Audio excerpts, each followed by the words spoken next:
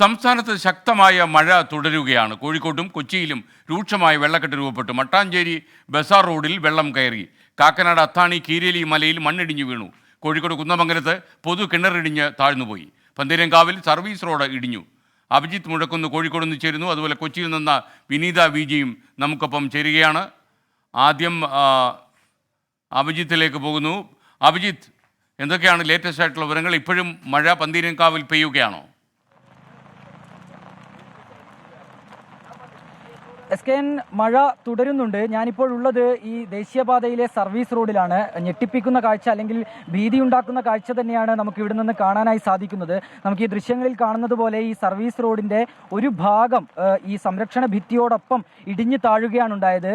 ഇവിടെ വീടുകളുണ്ട്, ക്ഷേത്രമുണ്ട്, അങ്കണവാടിയുണ്ട്. അങ്ങനെ ഇവയ്ക്ക് മുകളിലേക്ക് ഈ സംരക്ഷണ ഭിത്തി ഇടിഞ്ഞു വീഴുന്ന ഒരു സാഹചര്യമുണ്ടായി.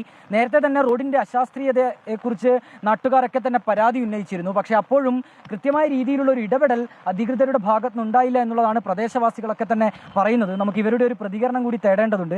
എന്താണ് ചേട്ടാ ഈ സംഭവം? എന്താണ്, നിങ്ങൾ ഈ അശാസ്ത്രീയമായിട്ടാണോ ഈ റോഡ് നിർമ്മാണമൊക്കെ ഉണ്ടായിരുന്നത്? തീർച്ചയായും അതെ. നമ്മൾ ഇതിൻ്റെ വർക്ക് തുടങ്ങിയ സമയത്ത് തന്നെ ഇവിടുത്തെ കാര്യങ്ങൾ നമ്മൾ പറഞ്ഞതാണ്, ഈ രൂപത്തിൽ ചെയ്യണം. കാരണം അങ്കലവാടി, അമ്പലം, വീടുകൾ ഒക്കെ സ്ഥിതി ചെയ്യുന്ന ഒരു പ്രദേശമാണ്. അപ്പോൾ അവിടെ പരമാവധി ഹൈറ്റ് കുറച്ചിങ്ങാട്ട് ചെയ്യാൻ വേണ്ടിയിട്ട് ആവശ്യപ്പെട്ടതാണ്.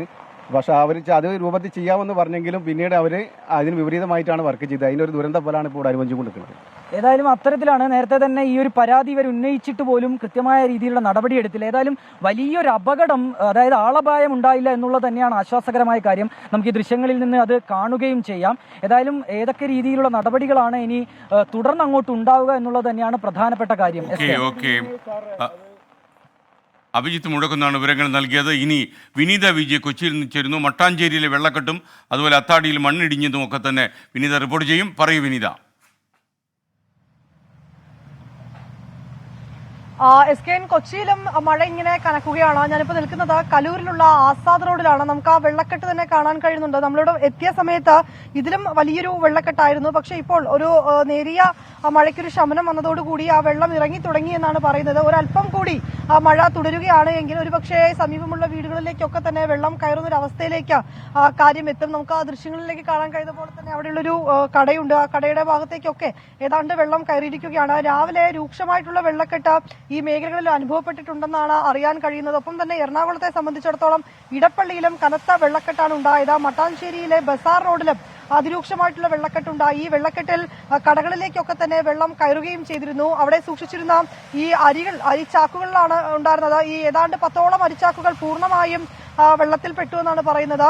ഏതാണ്ട് 5-6 ലക്ഷം രൂപയുടെ നാശനഷ്ടമാണ് ഉടമകൾക്കുണ്ടായതെന്ന് അവർ പറയുന്നുണ്ട്.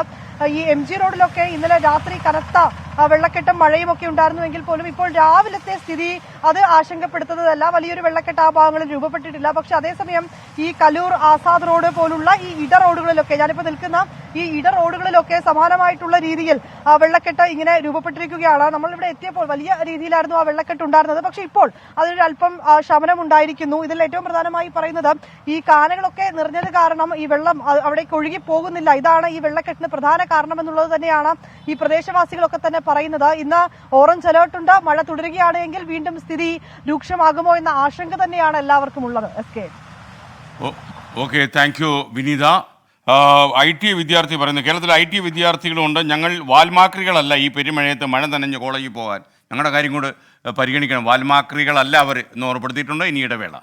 ലോകത്തെവിടെയായാലും ഏത് സമയത്തും 24 വാർത്തകളും ഓഗ്മെന്റഡ് റിയാലിറ്റി പാക്കേജുകളും എക്സ്പ്ലെയിനറുകളും വിശദമായി കാണാൻ ഞങ്ങളുടെ യൂട്യൂബ് ചാനൽ നിങ്ങൾക്ക് സബ്സ്ക്രൈബ് ചെയ്യാം.